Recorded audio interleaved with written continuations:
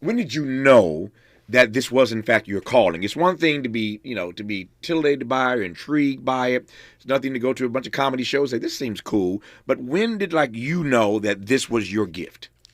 I think I knew maybe like 5 years in. Mm-hmm. It took a little minute. Took a while, yeah. Yeah, because you're trying to.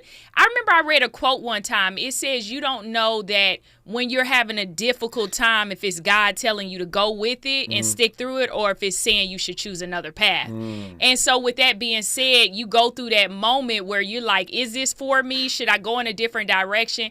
And I decided to just stick it out because every time I would walk away from it, it would call me back. And so I would say 2015, I was like, yo, I'm never going to quit again because I used to quit a lot. I used to be like, yo, I'm not doing this. I'll take a year and a half break, because I started 2010. And then 2015, I said, you know what if I put my all in this and go 100% and see how far it takes me? And it's taken me this far, and I feel like I got a lot farther to go. Yeah, I'm glad you shared that story because it is amazing what happens when you commit yourself to a cause, whatever that cause is. Tell me more about what happened when you actually committed yourself to it. When you commit yourself to something, I think a lot of people are sitting on dreams and they're not fully committed to them. Maybe because of naysayers, family, friends, children, all these excuses and obstacles that you make up in your head to block you. But once you hone in on something, and I tell people, if you can dedicate some time that you would dedicate going to somebody else's job into your dreams,